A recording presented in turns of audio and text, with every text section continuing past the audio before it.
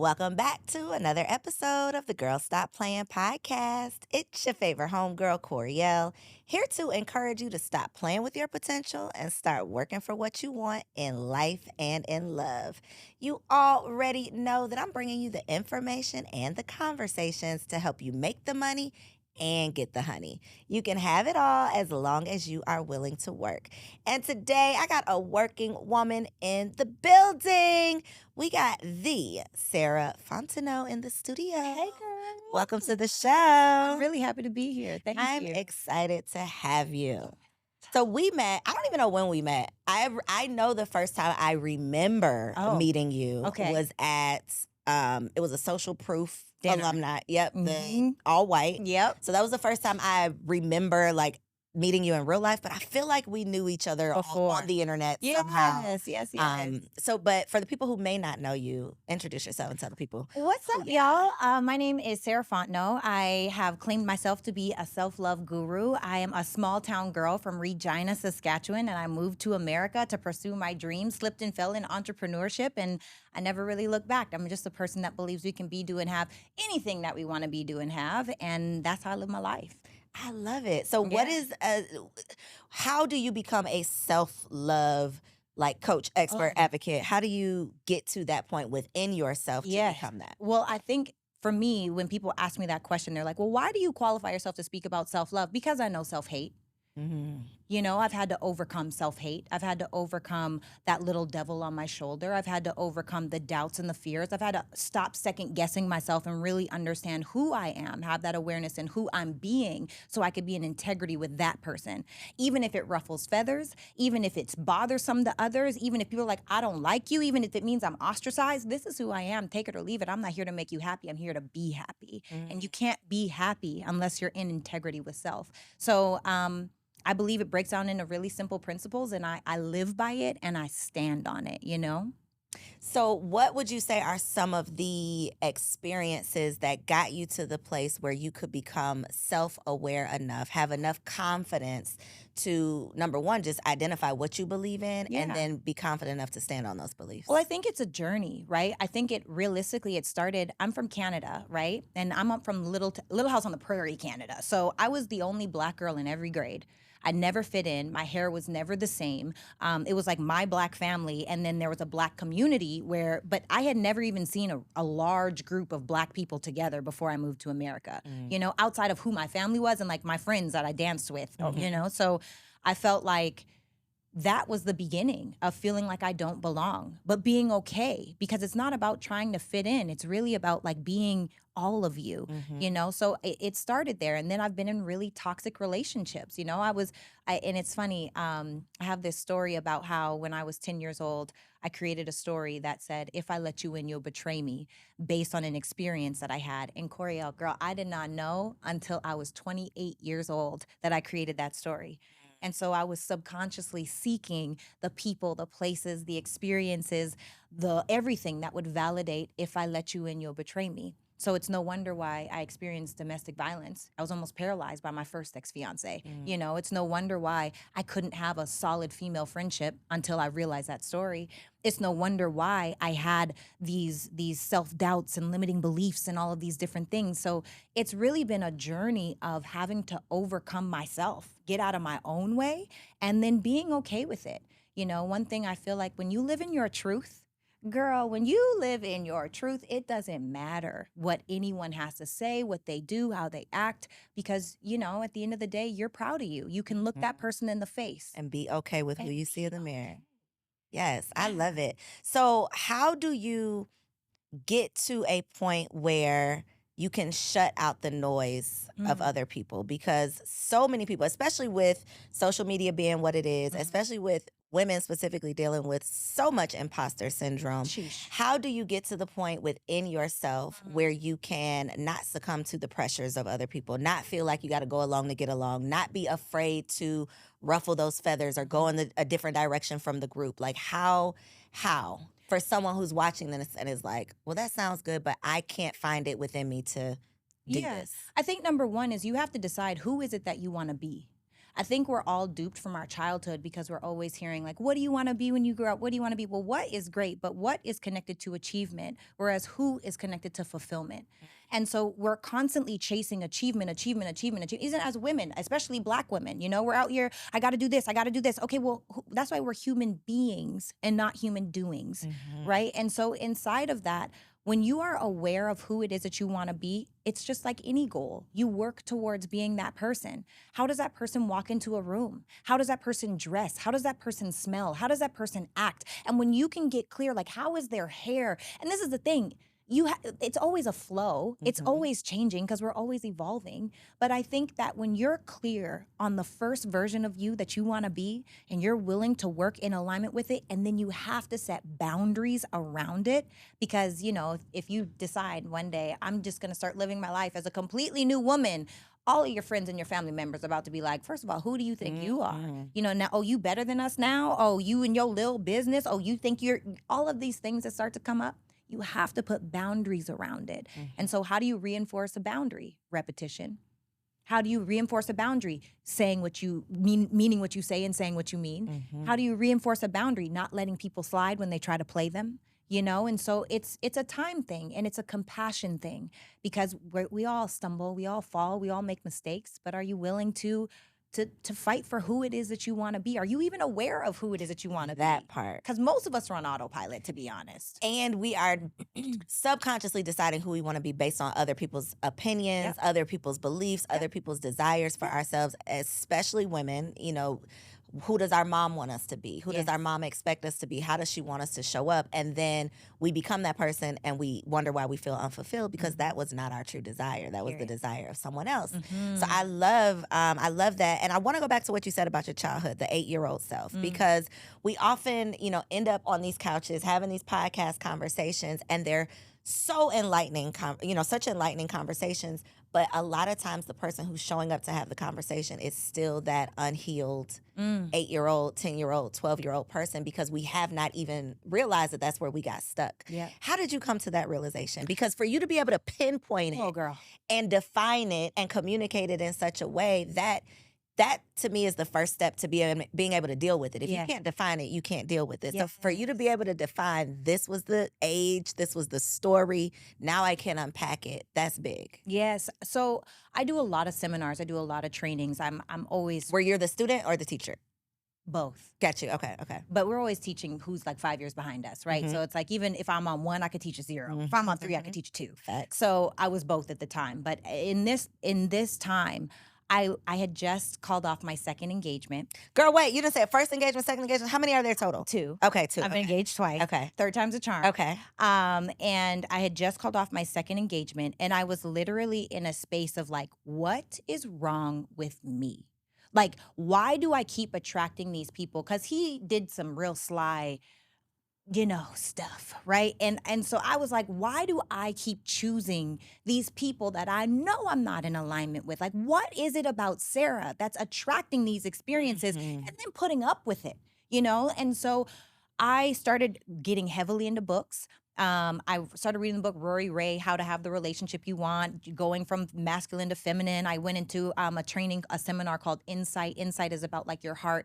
I've done Landmark Forum. There's so many. Have you done Landmark Girl, Forum? yes, that was a long time ago. Okay. Yes, it's so good. You did it too? I haven't, but it keeps coming up. I keep hearing about it. So I'm so intrigued. We'll have to talk about that off camera because I have questions. It's so good. Okay. It is so good. Okay. And so I was doing all of these things to work on myself to really figure out like, what is my problem? The hell why? Yes. And so I realized where I've done a lot of these different exercises. And so in these exercises, you have to think of all of the people that you've ever wronged and that have ever wronged you, right? And so I had this list of like, and it's like back to your childhood. And you write out like, what was it about this? And so I'm writing out all of these things. And I realized that when I was 10 years old, there was a girl that I was in school with, and her name, I'm not going to say her real name, is Jane Doe. Okay. And so Jane Doe was the it girl, okay? She could sing, she could play guitar, piano. She was fast in track, beautiful. And when she would invite the whole class over for whatever event she was having at her house, you would think Little Miss Muffet lived there from my 10-year-old eyes, right? I was like, wow, this girl just, everything has their perfect little place. And her dad was a police officer. Her mom was a stay-at-home mom. I was like, I want to be like Jane Doe. We all know the Jane Does. I wanted to be just like her. Now, me on the flip side, I have all of the siblings. My parents are, my dad ruptured a disc in his back when I was 10 years old. So we went from a 2-family income household to 1. And so my mom had a full-time job. She was going to school full-time to get her master's in engineering, taking care of my dad and his injury, all of us kids, and trying to make sure that we weren't homeless. And so needless to say, when my parents would say, clean your room, there's no accountability, because we're trying to make sure I'm not homeless and my dad is currently hurting downstairs. So as long as the main areas in the house were clean, they didn't care what our room looked like. So I was a dirty kid, Coriel. Like when I tell you dirty, if there were roaches where I'm from in Canada, we would have had roaches strictly because of me. I'm talking dirty. And look, y'all can judge me if you want to, but I'm gonna keep it real because it's a part of my story. I would pick gum up off the ground and chew it. This is the kind of, see? For what reason? For what reason, Sarah? Educate us why you did that. I don't know why I did it. I was just gross. I was a gross kid. Yeah, I was just gross. I was. It is what it is. I was a nasty little child. But I'm grateful for it because when I asked Jane Doe, I said, Jane, I really want you to teach me how to be clean like you. I'm trying to get better, but I really want you to teach me how to be clean like you. So do you want to come over to my house tomorrow and play and you can teach me how to be clean like you? So the next day, she came to my house, and I cleaned my room as best as I knew how. But there was clutter everywhere, clothes everywhere, stuff under the bed. It just is a different level, right? A different level of awareness of what's acceptable and what isn't. And so she came over. The next day when we went to school, she told everyone how dirty and disgusting and nasty I was. And from that point, I was the dirty, disgusting, smelly, gross Sarah, right? Now, in that moment, I created a story because I asked you first. I said, can you help me? I didn't say, come over. Oh, surprise, it's dirty here. I'm literally inviting you over. It's dirty here. I need some help. I'm trying to learn. So what I didn't know was 10-year-old Sarah created that story that said, if I let you in, you'll betray me. But the powerful part is 10-year-old Sarah also created a story that said, no one's ever going to call me dirty again. And so now everything in my home has its perfect little place. Labels face forward, hairs are laid. I don't know if y'all can see it on the camera. They see it. I see them baby hairs. You feel me? On 4K. But I'm saying that to say that, sometimes the bad things, yes, they create these limiting beliefs and they create these stories that we have, but at the same time, they also create strong suits. And I don't think that enough of us take the time to understand, number one, who hurt you? Why did they hurt you? Can you forgive them for that? And can you do the work to heal? Like go back, and I had to sit with my inner child in these exercises and just cry and say, I'm sorry. And then I imagine, if you're a mom at home and you have children, imagine talking to your child the way you talk to yourself. We wouldn't talk to anybody the way we talk to ourselves. Right. And so it's just been an experience. And I will say another thing that they had us do was the sorry list. You could choose to message all your people. And I'm like, oh, I am evolved. Okay. I can message every single person on this list. I am evolved. And I wasn't, because what they didn't prepare me for was the response or the lack thereof. Some people I expected to hear from and I did not. And that hurt more than the people that did, So I've been so open to learning all of the different ways and understanding like who hurt me and who have I hurt, and can I own it and take responsibility for it and just say I'm sorry for the part that I played in it, So that was the beginning of my healing, really intentionally finding out like what, and I have so many of those stories that I found And out. we all do, but if we don't take the time to sit down and write it out, they just layer on top of layer on top of layer until you get to the point where something's wrong, but it's so many layers that you can't even dig deep enough to figure it out. Boy, that childhood is something else. It's the crazy part to me, because I think we've all had something we've gone through that's given us some perspective that's probably off in some way. So in your case, and I think probably, I can pinpoint some similarities in if I let you close, you'll betray me. It's crazy that thought actually attracts betrayal. Yes. It actually causes you to create scenarios to be betrayed. Yes. That is insane. Yes. It's a subconscious thing. We create the life that we live by the way that we think. So and the thing that and this is why we have to do the work. And I know you know this. I'm really talking to myself and the people that are watching. But literally, if you are not intentional, we go on autopilot.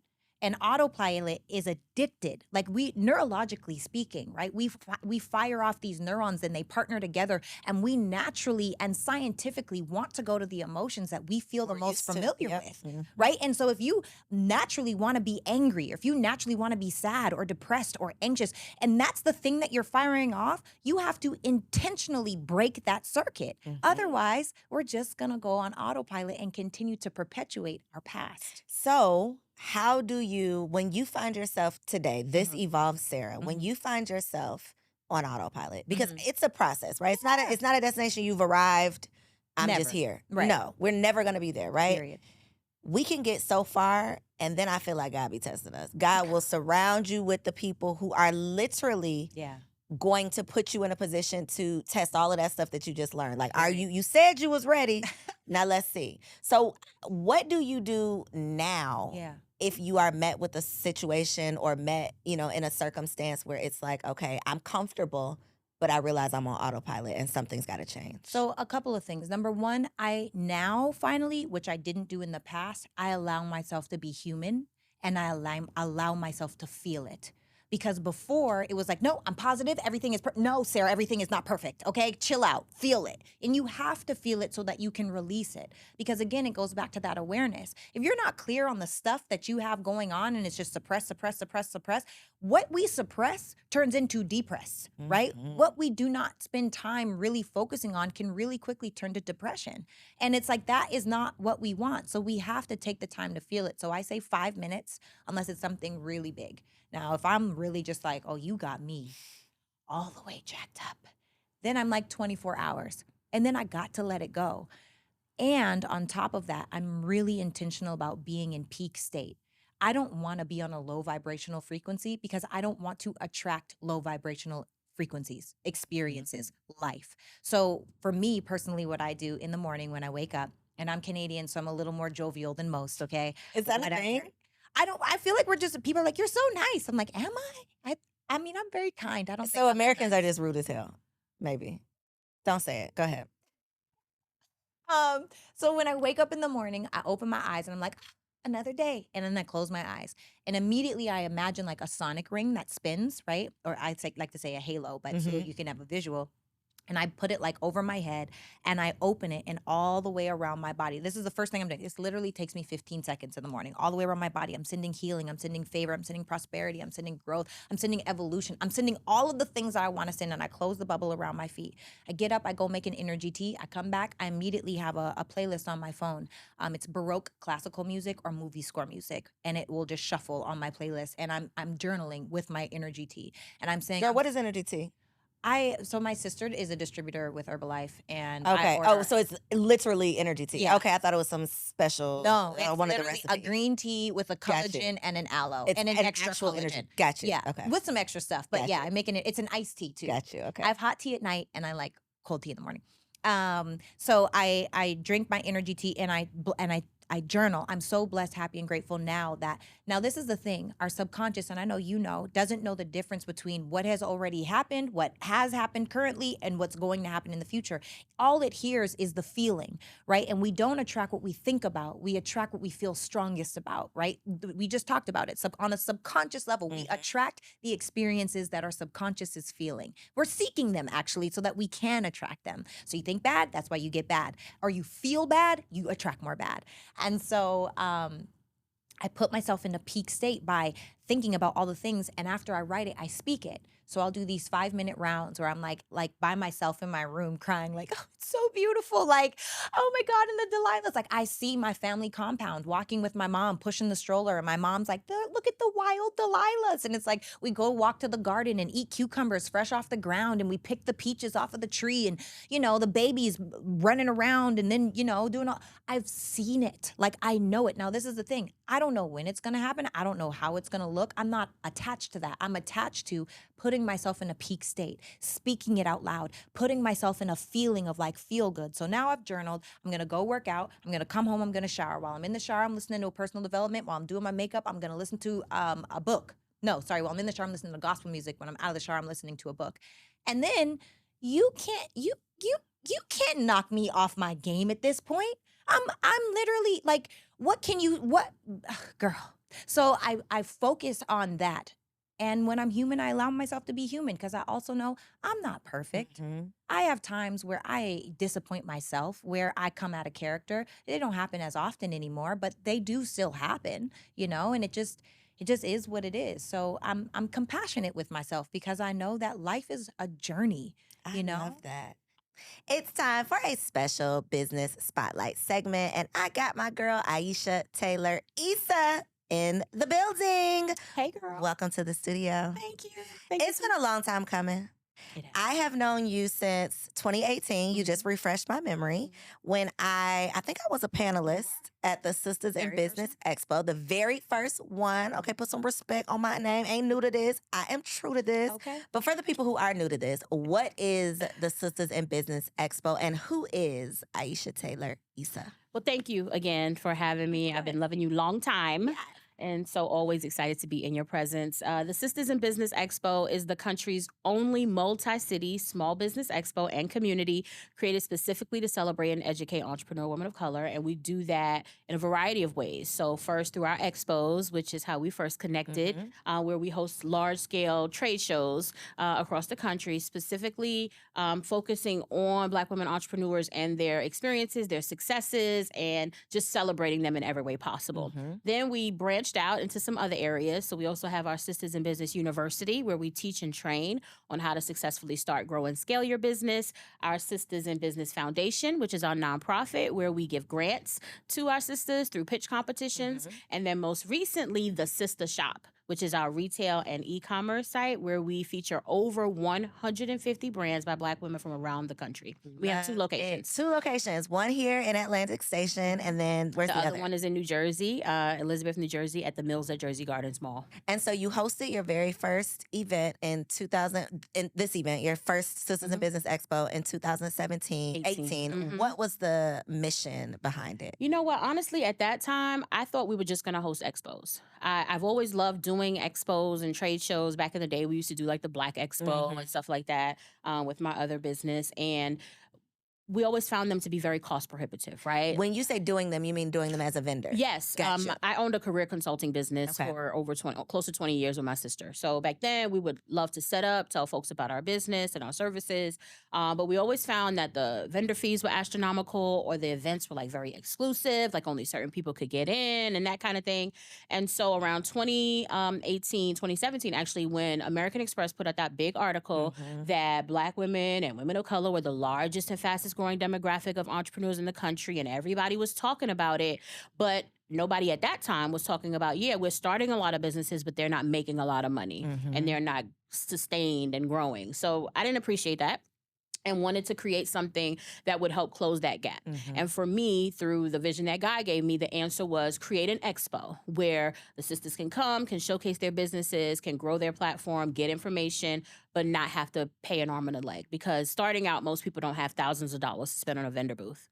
I think that for people who have never sat on the other side of a vendor table, that can be the most humbling experience, and it can be a very expensive investment.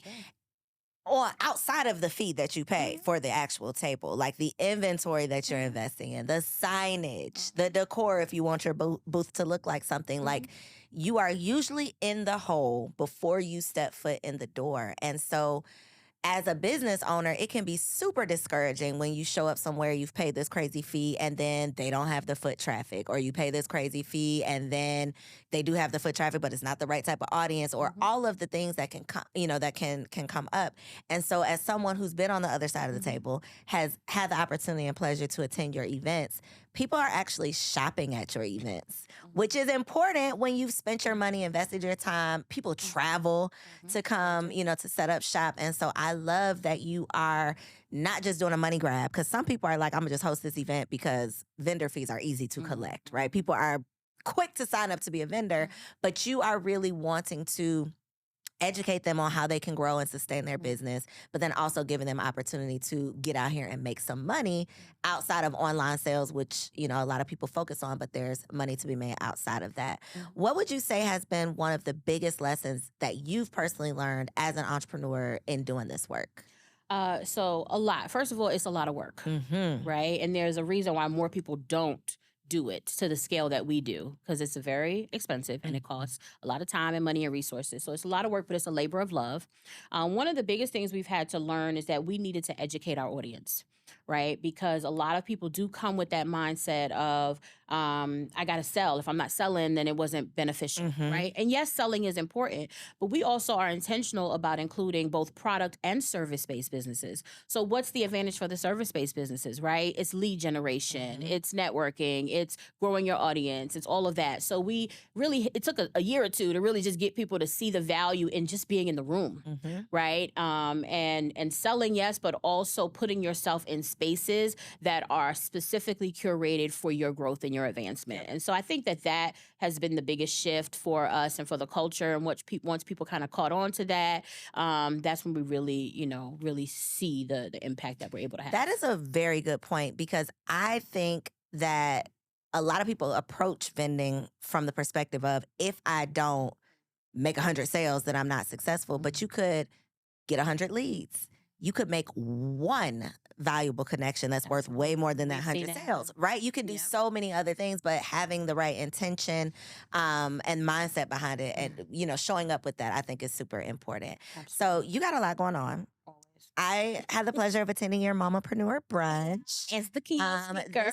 This past May. So what is new in your world? What can the people be looking out for and support? Yeah, so even though we're 2 years in with it now, the sister shop is still the buzz, the talk of the town, right? The newest part of our brand that people are really, really excited about. We opened our second location last year here in Atlantic Station. And it's almost like people don't even know we host expos anymore. I'm like, hello, we've been here. Over here. Yeah. Yes. Because people are so excited, because you don't see any really stores like ours specifically. There are stores that sell all Black-owned brands, but we specifically have Black women-owned brands. So it's a really unique niche that we are super proud of, with a really long wait list of folks trying to get in. And so what's on the horizon will prayerfully be new locations. Come on. And also branching out our expo to new cities and new markets. We've already done 5 markets over the last 6 years. Normally we do 4 a year. This year we shifted our process, and so we did 2 cities, but regional, and so each is 2 days. Okay. So still a lot of work. And so we're actually hosting our Northeast Expo next weekend, September 22nd and 23rd, in Passaic, New Jersey. So super excited. As someone who's done events, that shit is a lot of work. That's why we scale back. You just said that you do 4 in a year. We used to, yeah. This is the first year since 2018 that we did not do 4. What type of team and time management and liquor, what is it that you do? What does it take? Seriously, how do you manage? I'm real with you. Sometimes I don't know. Sometimes it literally is the grace of God. I mean, it's always the grace of God, but sometimes I don't know. I do have an amazing team. Now, when I first started, it was not just me, but it was my family. Okay. And I am super blessed. I shout it from the mountaintops anywhere I can that I have been blessed to have a super supportive family. So when I didn't have any money to pay them, they traveled on their own dime and their own time to every city to be with me. So that's really how we did it. And they still do to this day. Thankfully, we're in a little better position now. And so we're able to, cover their expenses. But we also have staff that now travel with us as well. So we have a super amazing team. Also, because we've been doing it so long, a lot of it is kind of wash and repeat, but then adding and enhancing every year. So, for example, last year in New Jersey was the first year we piloted a 2-day experience. So that was a whole nother, thing to learn and do. And now we're doing 2 days all this year. So we just kind of, learn what worked. get rid of what didn't work, and try to grow from there. How do you know when it's time to pivot? Usually, it just doesn't feel right in my spirit. Or sometimes you're forced to pivot, right? So, of course, COVID forced us to pivot. We were primarily an event-based business. And so for all of 2020, when we could not have events, we did, of course, the virtual conferences and things that everyone was doing. But our in-person experiences are so unique that something was still missing. And so many of our brands were still suffering and struggling and shutting down because they could not sell live. And so that is how we ended up in retail. I never imagined retail, never even thought about it. But when stuff started opening back up, it was the retail stores where people were flocking to and the malls. And so that's how we landed there. So a lot of times it's the circumstances that cause us to pivot, but then other times it might just be something in my spirit or the numbers ain't right, like the math ain't mathing. And so, or just the stress and the strain of it, right? So 4 cities after 5 years became a lot on us emotionally, physically, financially. And so we were like, what else can we do to still serve our people, but maybe not go to 4 cities? That part. And you are a wife and you are a mother. How? Of a little pumpkin. Of a little pooda tuda. How? Do you have a time management like tip, trick, hack? What are you doing? No? No. I delegate a lot. That's a hack. I delegate a lot. And how do you delegate? How do you trust people to delegate? It has not been easy, but again, I've been super blessed with some really great staff and team members. And so once you prove to me that you can handle something, it's a wrap. It's a wrap. You're going to handle something. Take it all. Take it all. So that has worked over, I would say, the last 2 years. People showing me what they can do and me allowing them to do it. Now that hasn't always been the case. Of course, a couple of bad apples, make it into the bunch. And so we have to identify them early. I will say that I hold on to people sometimes too long because of just, your heart, my heart, and trying to see the best and get the best out of people. But I think one thing that has helped me in terms of a time management hack is delegation. I had to make a lot of changes when I became a mom. That I didn't make right away. Like what? What were some of those changes that you just had to? You didn't really want to? Closing my laptop and creating a bedtime for my son. Like the first 6 months of his life, maybe even into 9 months, he would just be up with me while I was working. I mean, just, cooing and laughing and watching cartoons, and I would just be steady. And I didn't initially see the problem with that. But then one day I kind of looked over at him and I was like, you need to put this child to bed. You need to stop what you're doing and create a routine for him. And I did.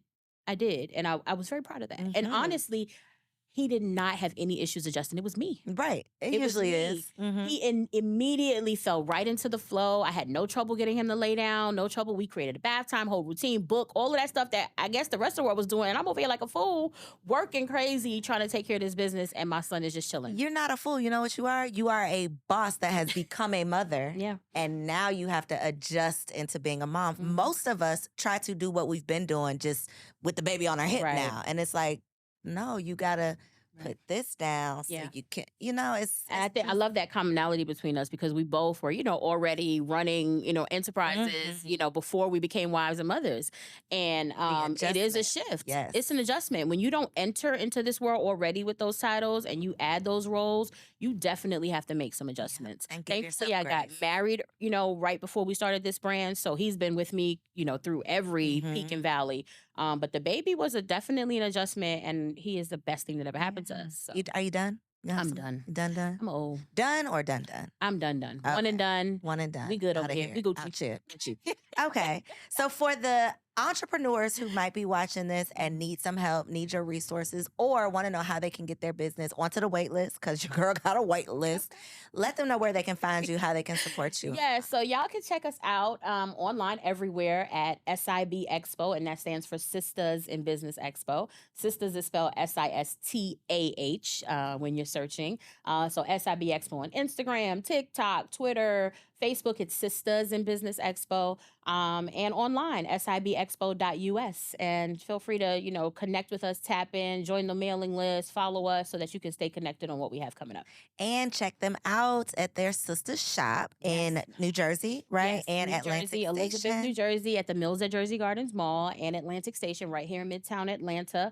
And that website is thesistershop.com, SISTAH. I love all that you are doing. Thank It you. is my pleasure to be able to introduce you to the people. Y'all Yay. make sure that y'all check my girl out. We're about to get back into this episode. I love that you have reached the level where you can give yourself grace, because so often we extend grace and we empathize with other people, but then when it comes to us, we got to have it all together. We got to be perfect. We got to get it right all the time. You know, we can't any of the things, but you know, you've evolved past that. Other people have not necessarily evolved past that though. So I want to talk about the breakups in life, Mhm. right? You had, I don't know if you had a public breakup. did. Was that a public breakup? Yeah, I've had a couple. Okay. Well, I know about one. Yeah, I only know about one public breakup. And my question is, with you have reaching this level of evolution where you're at your peak level, right? People should not be able to penetrate that. But people are rude as hell. Mm. People got keyboard courage, Mm. Twitter fingers. Like, people are doing all of the things, and people think they know you, and they Really don't. really don't. How do you maintain, and I'm not talking about like perception, like maintaining a good, you know, appearance, but truly in your spirit, like Yeah. with yourself. How do you stay in that space, or Yeah. how do you get back to that space Yeah. when you are out of alignment? If you know, personally you're feeling good, but then somebody says something on the internet. Personally you're feeling good. You know, how do you deal with other people's stuff? Because you can have it all together and then you walk outside and somebody tries to mess up your aura. Yeah. I would say number one, I stay away from the comments. I don't go looking for what I know is going to disappoint me. Girl, I can't do it. And I learned it because I don't know if you know, I do skits with comedian Country Wayne, right? I have not seen any skits. I'm about to go look for them. Okay, well, Are you a comedian? No. Okay. No, girl. No? I'm What are barely you an doing in the actress. skits? I'm acting. Okay.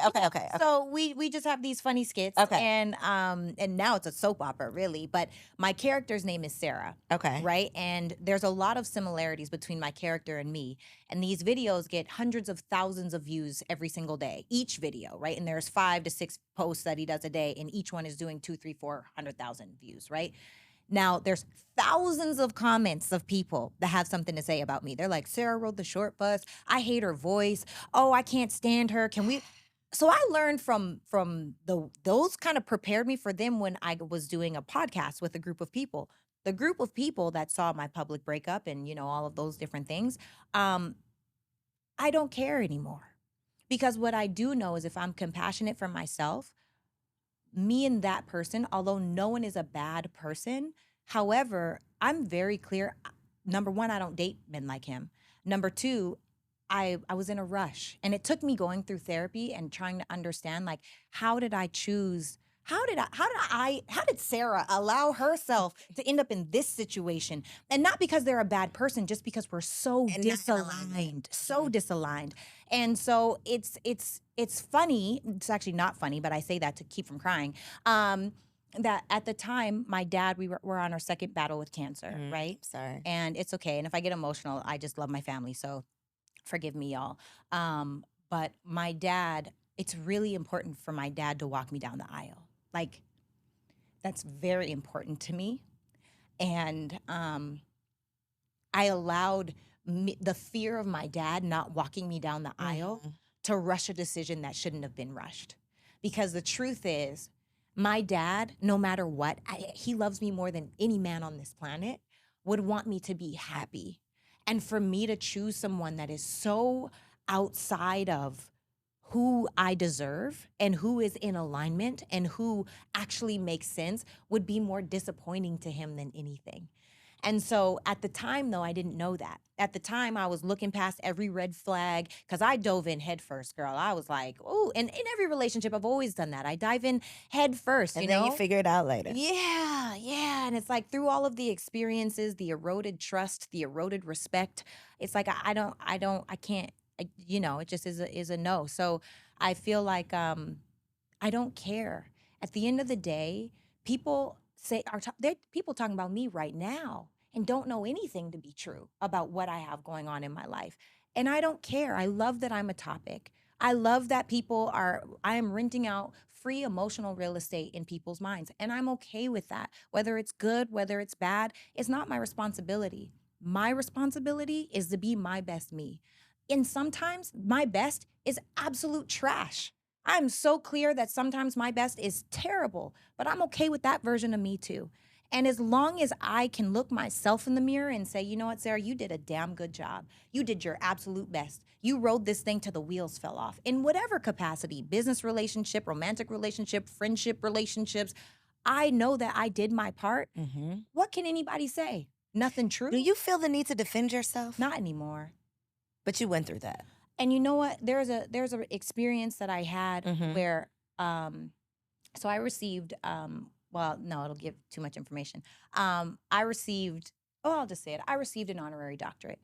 Okay. And I almost felt like I needed to go to school because of how much this person, like to go earn it in a different way. I earned it for what I've done outside of the classroom. And then there's things that obviously people do in the classroom. I felt like I had to go to school because of how I was getting ridden by a person. Like I felt so like, oh, well, maybe, no, I don't have to do that. At the end of the day, if someone is recognizing, if God is saying, Sarah, I want to recognize you for things that you've done, Sarah, then it's okay. So yes, I am still human. There are still times where I'm like, damn, like, lay off. What do I need to do to prove to you that I am, but now, girl, I needed that because those were the tests that God came back being like, oh, you think you're okay, not caring what people have to say. Well, here's another try. Let's see how you handle this one. Let me just throw it at you, So this is I think the challenge, and it's probably why people just be like, F it, I would just be a fucked up person, because trying to be a good person, trying to work on myself, it is hard. It's not fun. It's not sexy. And it doesn't make life easier. Just because you're this right, because now you're aware of things. You actually care about being a good person or how you're showing up or how you treat people. So it does make it harder. So to go through a public breakup, a romantic breakup, and then a business/friend breakup, which we do not have to get into the details of, I just am speaking to the fact that you are this evolved person, but you're still facing these challenges. How do you recalibrate? How do you not start to blame yourself? How do you not start to feel like, what am I doing to it? Like, how do you take that out of it and still show up as your best self, still show up to serve the people who are connected to you, who are, there for a purpose? Like, how do you not take it personal? Yeah, well, sometimes I do, to be honest. At first, I'm a human, and I don't rob myself of that experience. And I'm also a ruminator. So I ruminate with thoughts, right? And so depending on how big of a deal the thing was to me, now it's like I'm collecting data.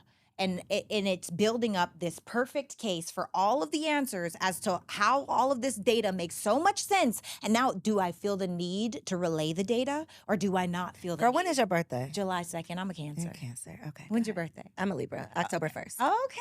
Right. Do you do the same thing? I do not do that at all. But I could see that being like you getting lost, going down a rabbit hole. Oh, yeah. What do you do with the information after you have it? It depends. Okay.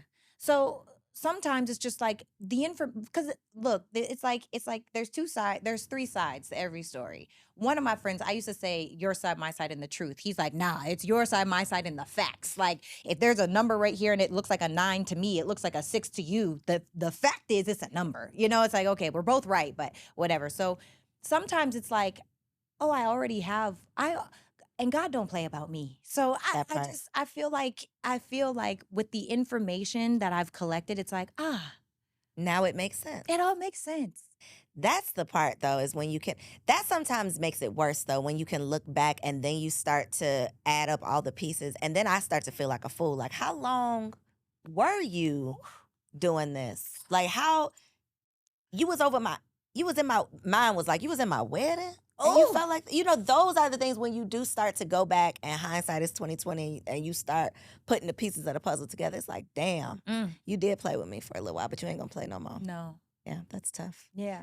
Do you feel jaded going into another relationship? No. Not at all. I want love. I'm so excited I desire to be married, but I'm also very clear that my dating pool is very small. So I'm dating. I'm okay. I'm outside or whatever. Come on outside. But I also am just very clear that I'm not in a rush. Why is your pool small?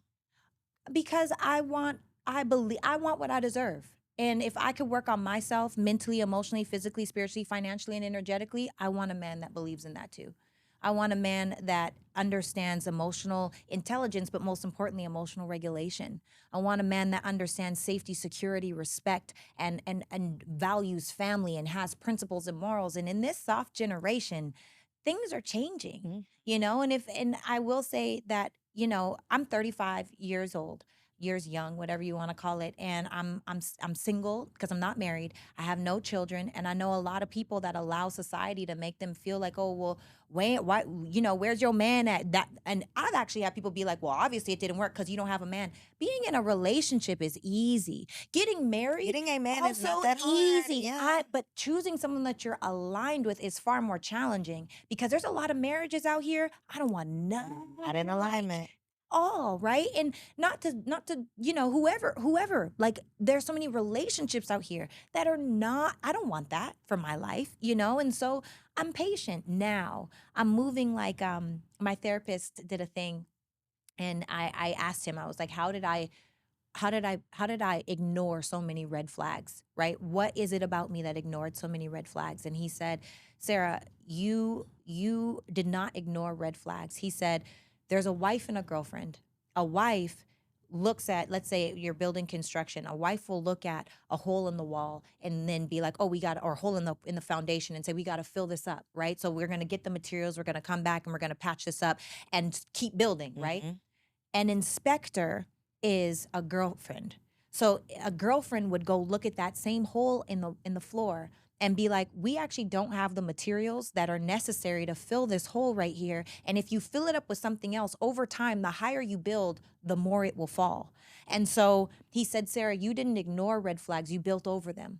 You were moving like a wife and not a girlfriend. And that's not to say that wives aren't supposed to act like, we aren't supposed to act like wives. It's to say, inspect your person to see if they are worthy of the love that you have to give. So for me now, I'm just inspecting more. I'm not in a rush. Like, I just believe that we deserve to have it all. And I'm excited. Girl, this is how I know that things are changing for me.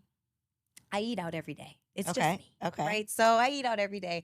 And now, even for, like, my friends have been talking about stuff, I'm like, oh, I'm going to bake a pie. Or, like, my ex before my last, I was baking fresh bread every week. I was making his favorite meals, like, literally whatever. I fall into that. And I feel like I'm starting to, like, I'm like, oh, God, are you trying Hey. you trying to tell me? Not to say that cooking is a wife duty. I hate when people say that. But I just feel like it's another. It's the nurturing vibe, though. thing. Yes, it is. It's the Yeah. vibe. Yeah. Yeah. I love that for you. Thank you. So you're out here in these streets. I'm outside. She's outside. She is dating. You have already made it very clear Uh-huh. what we are attracting. Oh, yeah. Right? for What sure. we are not settling for less than. Period. I was going to say shoot your shot, but you have already, fellas, she has already made it very clear what it is. For the people who are watching this, though, that are like, Sarah, I need to get some of this. I know you have a new podcast.